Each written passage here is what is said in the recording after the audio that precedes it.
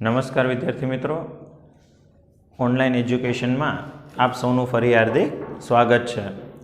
બાળકો, લાસ્ટ લેક્ચરની અંદર તમે લેક્ચર જોયો હશે તો તમને ખ્યાલ હશે છેલ્લે થોડો લેક્ચર અચાનક મુદ્દો ચાલુ હોય અને પછી તમને એવું લાગ્યું હશે કે પૂરો થઈ ગયો હતો.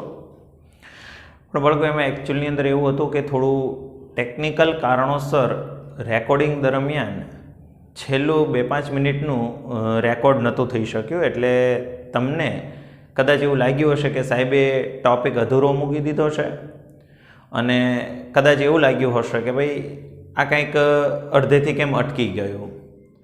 પણ બાળકો, એવું નથી. એ જે લેક્ચર છે એ થોડો ટેકનિકલ ઇસ્યુને કારણે ટુકડો પડી ગયો છે, પણ તમારે એની ચિંતા કરવાની બિલકુલ જરૂર નથી. કેમ કે એ લેક્ચર જ્યાંથી ટુકડો પડ્યો છે એ ત્યાંથી જ આપણે ફરી પાછો આગળ શરૂ કરીએ છીએ. ઓકે, આજે આપણે વિડીયો લેક્ચર નંબર 5માં આગળ વધી રહ્યા છીએ બાળકો. એટલે કે લેક્ચર નંબર આપણો 5 છે. ચેપ્ટર નંબર 3 કન્ટિન્યુ છે બાળકો, તમને ખ્યાલ હશે. ઓકે, હવે બાળકો, એમાં આજે આપણે જે ટોપિક ડિસ્કસ કરવો છે, આજનો નવો જ મુદ્દો છે આધુનિક આવર્ત નિયમ અને આવર્ત કોષ્ટકનું વર્તમાન સ્વરૂપ. બાળકો, આપણે અગાઉ આવર્ત નિયમ ભણી ગયા ત્યારે તમને ખ્યાલ હશે આપણે એવું વિધાન બોલ્યા હતા કે ભાઈ તત્વોના ગુણધર્મો એટલે કે ભૌતિક ગુણધર્મો અને રાસાયણિક ગુણધર્મો એ પરમાણુય ભારના આવર્તનીય વિધેય છે એવું આપણે બોલતા હતા. પણ બાળકો, આજે આપણે જે શીખવા જઈ રહ્યા છીએ એ આધુનિક આવર્ત નિયમ છે. મતલબ કે આપણે આવર્ત નિયમની અંદર શું કર્યો છે? સુધારો કર્યો છે બાળકો. રેડી?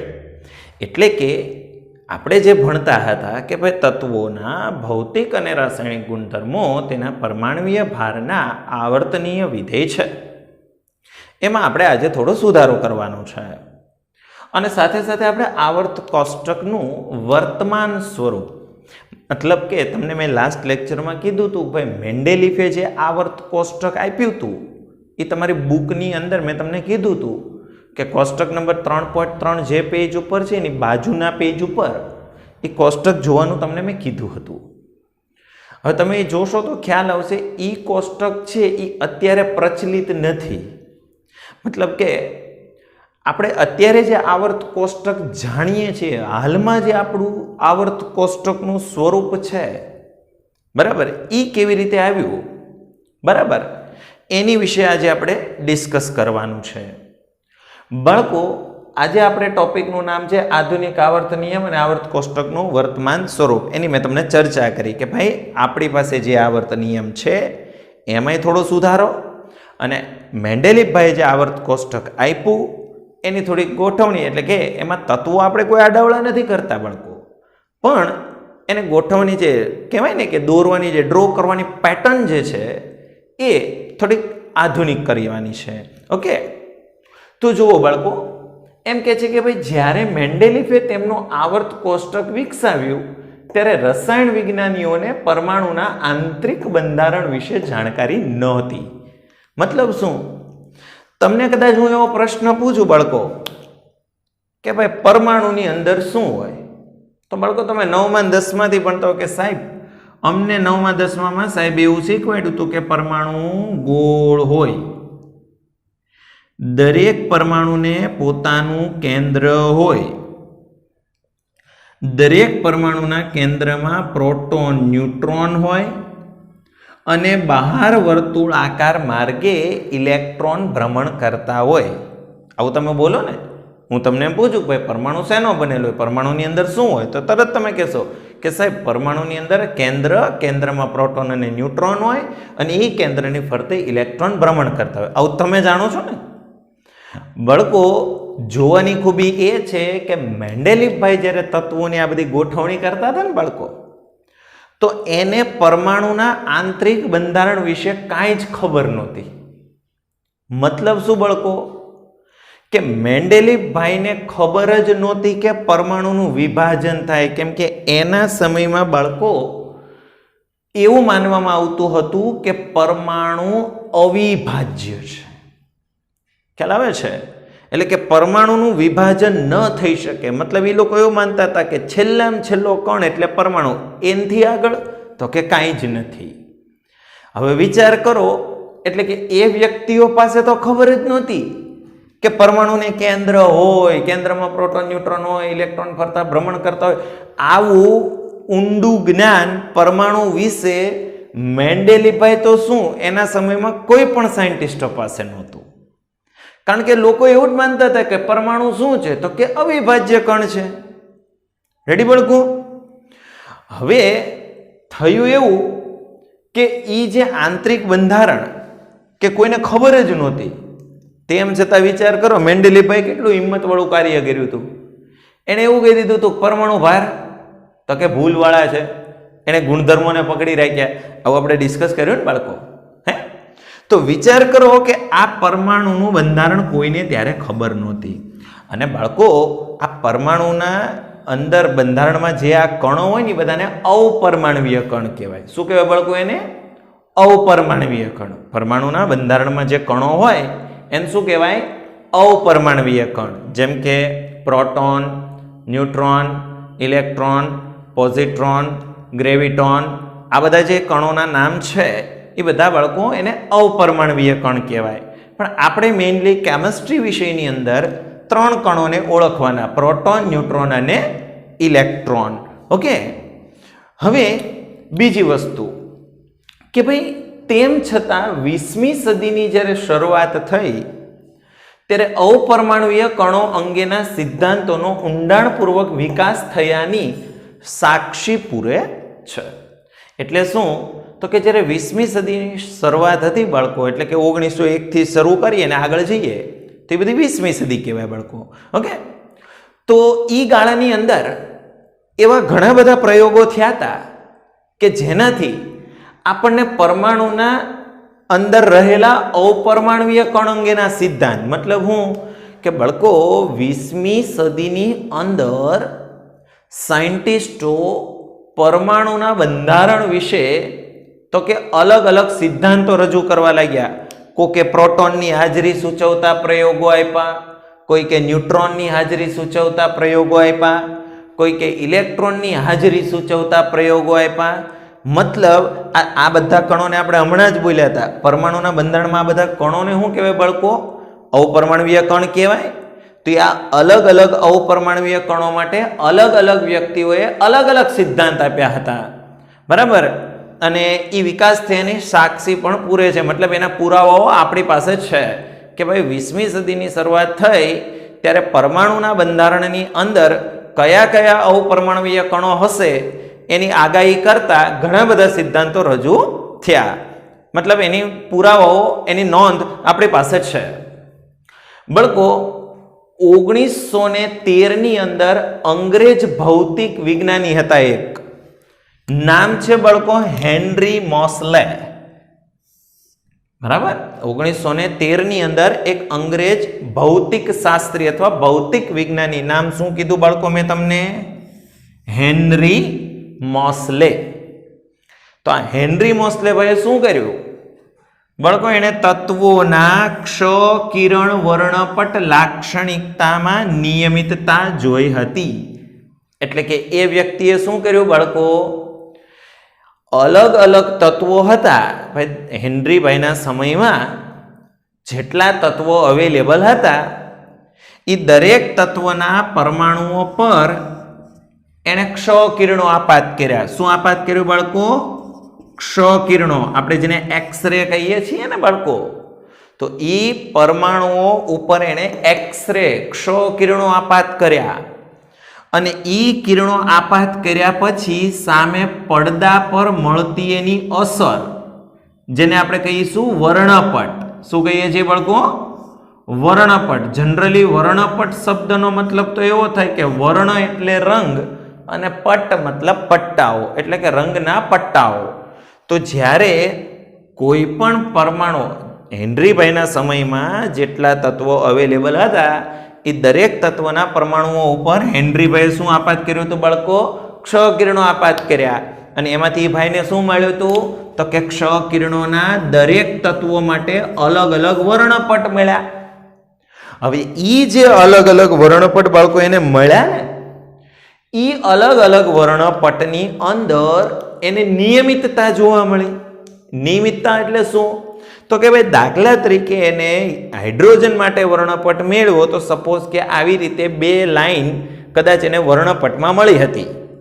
તો પછી હિલિયમ માટે કર્યો તો દાખલા તરીકે 2 લાઈન વચ્ચે સપોઝ કે 1 સેમીનું અંતર વધ્યું.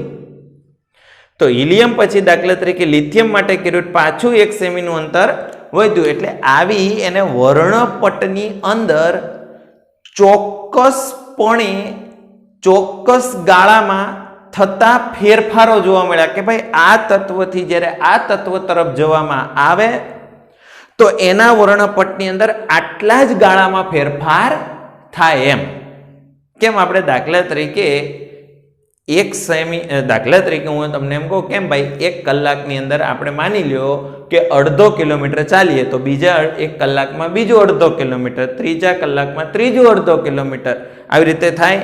તો એ આપણા ચાલવાની જે આખી ગતિની શું થઈ ગઈ? તમારી નિયમિતતા થઈ ગઈ. એમ જ્યારે હેનરીભાઈએ અલગ અલગ તત્વો હતા એના ઉપર ક્ષકિરણો આપાત કર્યા, દરેકને એને સામે વર્ણપટ મળ્યા અને એ જે વર્ણપટ મળ્યા એમાં એને ચોક્કસ શું જોવા મળી? તો કે નિયમિતતા. કે ભાઈ એક તત્વથી બીજા તત્વ તરફ જવામાં આવે ત્યારે ક્ષકિરણ વર્ણપટમાં થતો ફેરફાર પણ એક ચોક્કસ હતો. એવું નહોતું કે ભાઈ તત્વ બદલાય એટલે ક્ષકિરણ વર્ણપટ આડેધડ બદલાઈ જાય. એમાં એને નિયમિતતા જોવા મળી. ત્યારબાદ હેનરીભાઈએ શું કામ કર્યું? તો બાળકો ત્યારબાદ જે હેનરીભાઈએ કાર્ય કર્યું કહેવાય કે આપણા આવર્ત નિયમમાં પરિવર્તન લાવી દેવું કામ કર્યું. શું કામ કર્યું તો હેનરીભાઈએ? તો કે હેનરીભાઈએ √ν, બાળકો આ ન્યુ વાંચવાનું, આને વી નથી વાંચવાનું બાળકો. શું વાંચવાનું છે? ન્યુ. બરાબર છે? હવે તરત પ્રશ્ન થઈ સાહેબ આ ન્યુ એટલે હું નવું? નહીં બાળકો, આ ન્યુ એ સંજ્ઞા છે. કોના માટેની? તો બાળકો હેનરીભાઈએ અલગ અલગ તત્વોના પરમાણુ પર શું આપાત કર્યું હતું? ક્ષકિરણો આપાત કર્યા. તો એ જે ક્ષકિરણો જ્યાંથી આવતા હતા એ ઉત્સર્જિત થતા ક્ષકિરણોની આવૃત્તિ હતી. શું હતી બાળકો? ઉત્સર્જિત થતા ક્ષકિરણોની આવૃત્તિ એટલે ન્યુ. તરત પ્રશ્ન થાય સાહેબ આ ઉત્સર્જિત થતા ક્ષકિરણ એટલે કે હેનરીભાઈએ અલગ અલગ પરમાણુ પર ક્ષકિરણો આપાત કર્યા તો ક્ષકિરણોના ઉદ્ગમ સ્થાન તો હશે ને, કે હવામાંથી તો આવ્યા ન હોય ક્યાંય.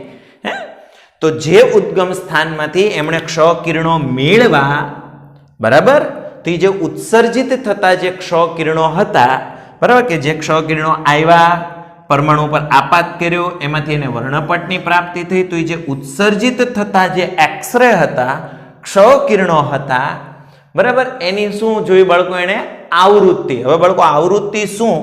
આમ તો તમે આવૃત્તિ વિશે ફિઝિક્સમાં ડિટેલ ભણશો, પણ બાળકો એક તમને કહી દઉં કે તમે કદાચ નોર્મલી ખબર હશે કોઈ પણ કિરણો આ રીતે આમ તરંગો હોય એ તમને ખબર હશે.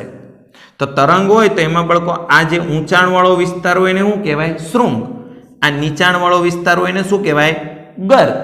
તો ચોક્કસ બિંદુ પાસેથી એકમ સમયમાં પસાર થતા તરંગોની કુલ સંખ્યાને એની શું કહેવામાં આવે છે બાળકો?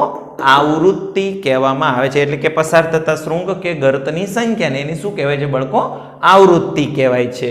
ખ્યાલ આવે છે? ઓકે, આવૃત્તિ વિશે તમે હજી હું બોલું છું બાળકો ફરીવાર, તમે ફિઝિક્સમાં ડિટેલ ભણશો, બરાબર છે. અત્યારે આપણે આવૃત્તિ વિશે ડિટેલ નથી ભણતા તો તમને ડિફિકલ્ટી ન રહે એટલે થોડીક વાત કરી છે, બરાબર. હવે હેનરીભાઈએ શું કામ કર્યું હતું? તો કે √ν એટલે કે ઉત્સર્જિત થતા ક્ષકિરણોની આવૃત્તિનું વર્ગમૂળ અને પરમાણુ ક્રમાંકનો આલેખ દોર્યો બાળકો. એટલે એને શું કર્યું ખબર પડી? કે જે ક્ષકિરણો વાપરાતા એની આવૃત્તિનું વર્ગમૂળ લીધું અને એને અલગ અલગ અલગ અલગ તત્વોના શું લીધા બાળકો? પરમાણુ ક્રમાંક લીધા. તો એની સાથેનો એને આલેખ દોર્યો બાળકો. એને આલેખ કેવો મળ્યો? તો કે સુરેખ મળ્યો, સીધી રેખા મળી. દાખલા તરીકે હેનરીભાઈના સમયમાં સપોઝ કે 70 તત્વો હતા તો એને શું કર્યું? 70 તત્વોનો પરમાણુ ક્રમાંક અને સામે એણે વાપરેલ જે ક્ષ કિરણો હતા એની આવૃત્તિના વર્ગમૂળનો આલેખ લીધો. તેને કેવો મળ્યો બાળકો? સીધી રેખા મળી. એટલે કે કંઈક આવી રીતે આપણે કહી શકીએ કે સપોઝ કે એને આવું મળ્યું હશે બાળકો.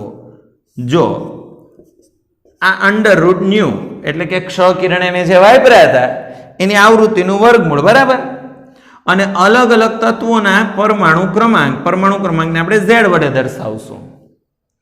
તો સપોઝ કે એને આલેખ આવો મળ્યો. જો આમ મળે તો સુરેખ જ કહેવાય, આમ મળે તો સુરેખ જ કહેવાય. રેડી? તો એને ઉત્સર્જિત થતા ક્ષ કિરણોની આવૃત્તિનો અલગ અલગ તત્વોના પરમાણ્વીય ક્રમાંક સાથેનો આલેખ દોર્યો અને આલેખ બાળકો એને કેવો મળે છે? તો કે સુરેખ મળે છે. જ્યારે ઈ જ કામ એને કોની હારે કર્યું?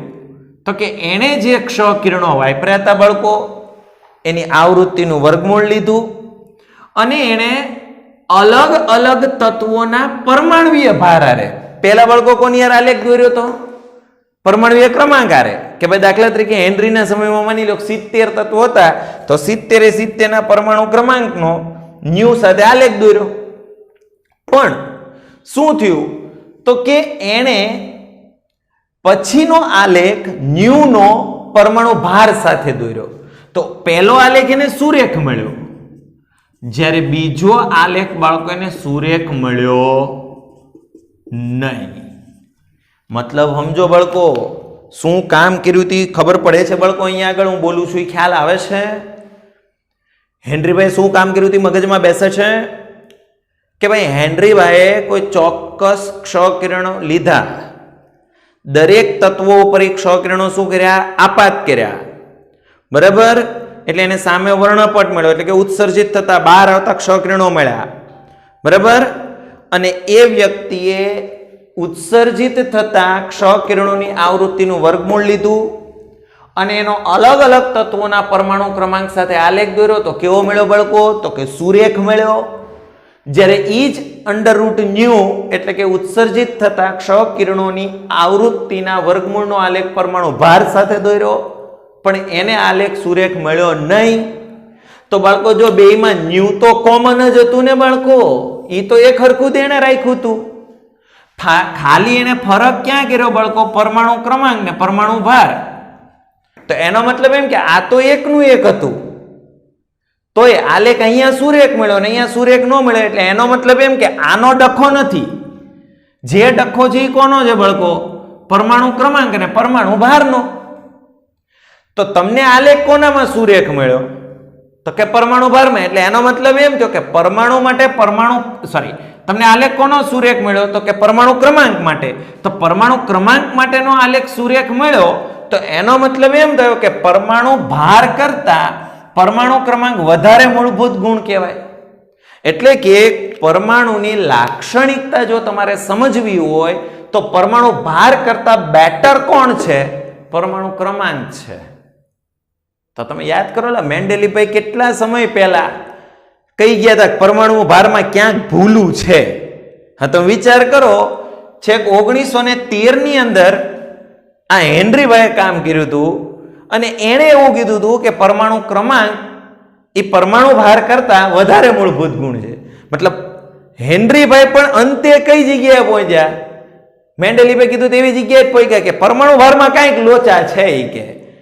અને સૌથી સરળ ગુણ કે તમારે પરમાણુઓ વિશે સમજવું હોય તો એના મૂળભૂત ગુણ માટે સૌથી મહત્વનો પાયાનો ઘટક કોણ? તો કે પરમાણુ ક્રમાંક. હવે એ પરમાણુ ક્રમાંક તત્વનો મૂળ ગુણ ગણાય તો એના આધારે મેન્ડેલીફના આવર્ત નિયમમાં થોડો સુધારો થયો. તો બાળકો મને કહો, મેન્ડેલીફે શું આવર્ત નિયમ આપ્યો હતો? તો કે તત્વના ભૌતિક અને રાસાયણિક ગુણધર્મો પરમાણ્વીય ભારના આવર્તનીય વિધેય છે. મતલબ હું કે ત્યારે આપણે એવું કીધું હતું કે ભાઈ તત્વના ભૌતિક અને રાસાયણિક ગુણધર્મો પરમાણુ ભારના નિશ્ચિત ગાળે શું થાય છે? પુનરાવર્તન પામે છે, એવું બોલતા હતા. પણ હવે મને કહો, પરમાણુ ભાર કરતા સૌથી મહત્વનું લક્ષણ કયું થઈ ગયું? પરમાણુ ક્રમાંક થઈ ગયું ને. તો પરમાણુય ભાર કરતા હવે સૌથી મહત્વનું લક્ષણ પરમાણુય ક્રમાંક થઈ ગયું. તો એ નિયમમાં ખાલી એક શબ્દ કાઢીને બીજો નાખી દો. તત્વોના ભૌતિક અને રાસાયણિક ગુણધર્મો પરમાણુય ભારની બદલે શબ્દ બદલી નાખો. પરમાણુય ક્રમાંકના આવર્તનીય વિધેય છે. જુઓ શું વાક્ય લખ્યું છે, દેખાય છે બાળકો તમને બોર્ડ ઉપર કે ભાઈ તત્વોના ભૌતિક અને રાસાયણિક ગુણધર્મો તેના પરમાણુય ક્રમાંકના આવર્તનીય છે. તો આ વાક્યને કહેવાય આધુનિક આવર્ત નિયમ.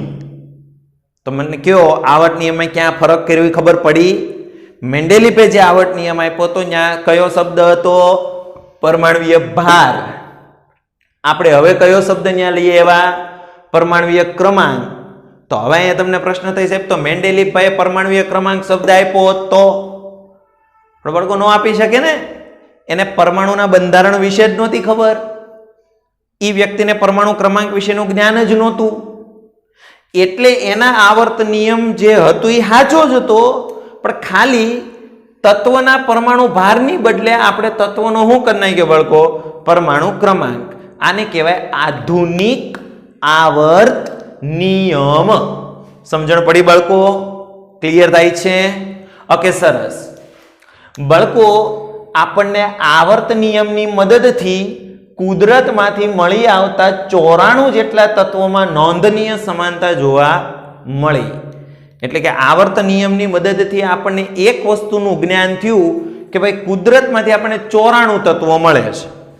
હવે કુદરતમાંથી આપણને જે 94 તત્વો મળે છે એ બધામાં એક નોંધનીય સમાનતા. તો તરત પ્રશ્ન થાય કે સાહેબ આ 94 તત્વોમાં શું નોંધનીય સમાનતા હતી? બધામાં સમાનતા હતી કે બધામાં પ્રોટોન, ન્યુટ્રોન, ઇલેક્ટ્રોન હતા, જે અપરમાણુય કણો હતા. તે પરમાણુય ક્રમાંક ખબર પડી એટલે પડી ને આ બધી વસ્તુની ખબર.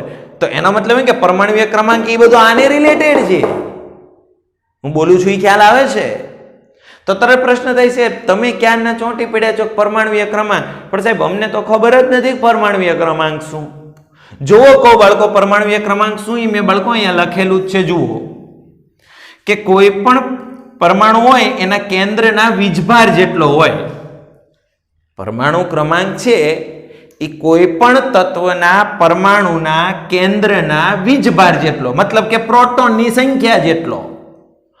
મતલબ જે તત્વમાં એક પ્રોટોન હોય એનો પરમાણુ ક્રમાંક 1, જેના કેન્દ્રમાં 2 પ્રોટોન પરમાણુ ક્રમાંક 2, જેના કેન્દ્રમાં 10 પ્રોટોન પરમાણુ ક્રમાંક 10, જેના કેન્દ્રમાં 50 પ્રોટોન એનો પરમાણુ ક્રમાંક 50. જો તમારે પ્રોટોન ઉપરથી વ્યાખ્યા ન દેવી હોય તો બાળકો બીજો ઓપ્શન છે કે ભાઈ તટસ્થ પરમાણુમાં રહેલા ઇલેક્ટ્રોનની સંખ્યા. તટસ્થ એટલે વીજભાર વગરનો પરમાણુ. બરાબર? કોઈ પરમાણુ ઉપર વીજભાર ન હોય, ધન વીજભાર કે ઋણ વીજભાર વગરનો કોઈ પરમાણુ હોય તો એમાં જેટલા ઇલેક્ટ્રોન હોય એટલો એનો પરમાણુ ક્રમાંક. દાખલા તરીકે 10 ઇલેક્ટ્રોન હોય તટસ્થ પરમાણુમાં તો એનો પરમાણુ ક્રમાંક 10. 20 ઇલેક્ટ્રોન હોય તો એનો પરમાણુ ક્રમાંક 20. 100 ઇલેક્ટ્રોન હોય તો એનો પરમાણુ ક્રમાંક 100. ખ્યાલ આવી ગયો? તો એ આવર્ત નિયમની મદદથી આપણને કુદરતમાંથી મળી આવતા 94 તત્વોની અંદર કેટલીક સમાનતાઓ જોવા મળી. શું? તો કે ભાઈ દરેક પરમાણુ હોય એને કેન્દ્ર હોય, કેન્દ્રની ફરતે ઇલેક્ટ્રોન ફરતા હોય, કેન્દ્રમાં પ્રોટોન અને ન્યુટ્રોન હોય. આ બધી સમાનતા બધા તત્વોમાં હતી. અને બાળકો આપણી પાસે કેટલાક તત્વો છે જેમ કે ભાઈ એક્ટિનિયમ. બાળકો એક્ટિનિયમ તત્વની સંજ્ઞા છે Ac અને પ્રોટેક્ટિનિયમ જેની સંજ્ઞા છે Pa. એક્ટિનિયમ સંજ્ઞા Ac, પ્રોટેક્ટિનિયમ સંજ્ઞા Pa ની જેમ, એટલે કે આ બંનેની જેમ. નેપ્ચ્યુનિયમ જેની સંજ્ઞા છે Np અને પ્લુટોનિયમ કે જેની સંજ્ઞા છે Pu. ફરીવાર બોલું છું, એક્ટિનિયમ અને પ્રોટેક્ટિનિયમની જેમ, એટલે કે આ બંને તત્વોની જેમ નેપ્ચ્યુનિયમ Np અને પ્લુટોનિયમ Pu પણ પીચ બ્લેન્ડ. આ પીચ બ્લેન્ડ બાળકો ખનિજનું નામ છે. પીચ બ્લેન્ડ કોનું નામ છે? ખનિજનું નામ. તત્વો મળી આવે પૃથ્વીના પેટાળમાંથી ખનિજ સ્વરૂપે 10માં ભણ્યા હશો. તો એ પીચ બ્લેન્ડ બાળકો, એ પીચ બ્લેન્ડ કોની ખનિજ છે? યુરેનિયમ તત્વની ખનિજ છે. એમાંથી મળી આવે છે. એટલે એનો મતલબ એમ કે બાળકો યુરેનિયમની કાચી ધાતુ ખનિજનું નામ શું છે? Pitch blend. યુરેનિયમની કાચી ધાતુ એટલે કે ખનિજનું નામ શું છે? Pitchblende. તો પીચ બ્લેન્ડમાંથી તમને એક્ટિનિયમ અને પ્રોટેક્ટિનિયમ તો મળે જ છે, હારે હારે નેપ્ચ્યુનિયમ અને પ્લુટોનિયમ પણ મળે છે. બોલું છું, ખ્યાલ આવે છે? અને બાળકો જેને લીધે આપણું આખું અકાર્બનિક રસાયણ વિજ્ઞાનને પ્રોત્સાહન મળ્યું, મતલબ આપણું આખું ઇનઓર્ગેનિક કેમિસ્ટ્રી વિકસ્યું અને આપણે કૃત્રિમ અલ્પજીવી તત્વોની શોધ કરી. એટલે કે હાલમાં આપણી પાસે ટોટલ 118 તત્વો છે બાળકો. હવે વિચાર કરો, કુદરતમાંથી કેટલા મળે છે? 94. હાલમાં આપણી પાસે કેટલા? 118. તો બાકીના ક્યાંથી આવ્યા બાળકો? બાકીના તત્વો આપણે કૃત્રિમ રીતે બનાવ્યા અને એ બધાનું આયુષ્ય ખૂબ ટૂંકું છે. એટલે કે બન્યા પછી લાંબો સમય એના એ સ્વરૂપમાં ટકી રહેતા નથી, એનું સ્વરૂપ બદલી નાખે છે. એટલે એને અલ્પજીવી તત્વો કહેવાય. ક્લિયર થયું બાળકો? સમજાય જ? તો આ આપણે આધુનિક આવર્ત નિયમ અને એના ઉપરથી માહિતી શીખ્યા. હજુ બાળકો આપણી પાસે એક બીજું હેડિંગ છે, આવર્ત કોષ્ટકનું વર્તમાન સ્વરૂપ. બાળકો હજી આ ટૂંક નોંધ અધૂરી છે, આને હું નેક્સ્ટ લેક્ચરની અંદર કન્ટિન્યુ કરીશ. આશા રાખું કે તમને આ બધું સમજાણું હશે. જો બાળકો કોઈ પણ પ્રકારની કોઈ ડાઉટ હોય, કોઈ ક્વેરી હોય તો બાળકો એની ટાઈમ તમે ફોન કરી અને પૂછી શકો છો, કે જેથી કરી અને શક્ય એટલા તમારા ડાઉટ ઝડપથી સોલ્વ થઈ શકે. Okay, thank you.